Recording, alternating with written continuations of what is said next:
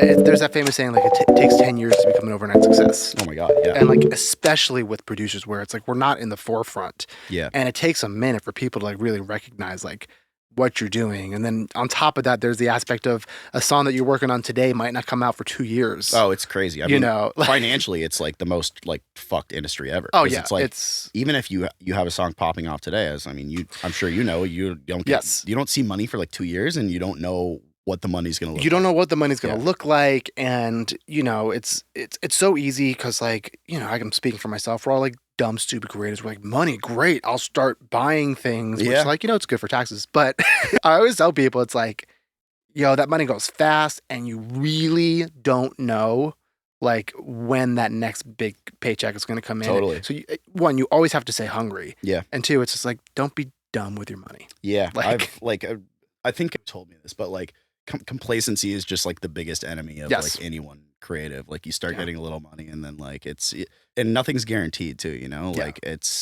you never know when your next paycheck is going to be. Yep. I always come from like, I live like well within my means Yep. because like my parents like growing up, like instilled that into me like hard. Cause they had times in their life where they Right, had right. like no money to their name, you know? And like, so like I just like for every like dollar I earn, I assume it's like only 50 cents. You Yeah, know? it's such a hard thing to do, and it's just like learning how to do that. Yeah. I think it's a lesson that almost every producer and songwriter goes through, just because it's like the money is so random and Yeah. rare, and even I mean, this is a whole other side conversation. Even just trying to get paid for the work that you Yeah. did for production fees and stuff, it's just like I always have this feeling like, do you ever feel the same way where Yeah. like every time I get paid for something, I'm like, well, this is the last paycheck I'm ever yeah, of gonna course, get, you know? of course, you know, and it's why it's like I rarely will say like no to certain kinds of jobs where it's like, yeah, money is really important. And I've just learned through the years of doing this that I'm actually a much better producer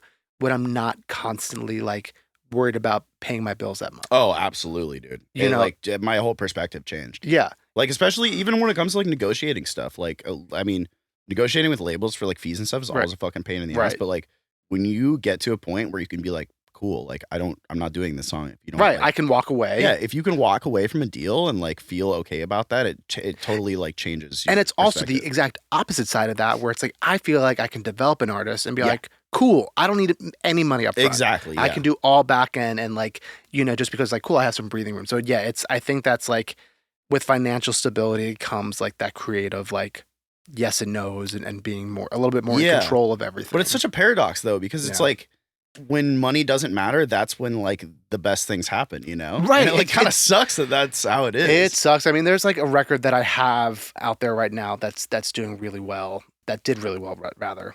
And it was like a time when I was like, you know, I think I got paid. I was just a vocal producer on Mhm. it, and I did some additional production. But it was like a time when they offered me $1,000 and like only like a single point on the Mhm. record, where at the time it was like an EDM thing where I was actually able to get like sometimes as a vocal producer and additional producer, I was able to get like 20 to like 40% of a master a lot of the time. Oh shit. Was Yeah. it an indie record?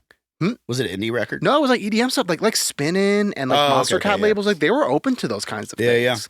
And I was really trying to push for it, and they were like, "No, we can't do that," and blah blah blah, and like we can offer you this instead, and like that $1,000 sounded really good to me at that time. Yeah. And you know, I took it like whatever, but then come to show, it's like you see like how much more I could have made Totally. if Yeah. I didn't, and I was just like. Hindsight's always 20/20. Yeah. But it's like I needed to pay my bills that month, and that's how I paid my bills that month. Totally. But it's always, you know, it's always really, really fucking tough. Yeah. And You I mean, know? at the end of the day, it's like you want to work with artists that are like, that treat you well too, and that Yeah. like advocate for you with like a label and stuff too. Exactly. Yeah. I mean, like, in a lot of artists that like, I hope podcasts like this can like teach artists about some of the struggles or like the annoyingness of being a producer, and especially songwriters who have Yeah. it so much worse. And just like educate them, where I've educated so many artists, be like, hey, like, do you know this is happening? They're like, what? Yeah. I had no idea that the songwriter made only $300 when I made $300,000 off the song. Yeah. You know, like things like that, just like opening their eyes and being like, cool, like let's try and get, you know, take care of the writers and stuff. Yeah.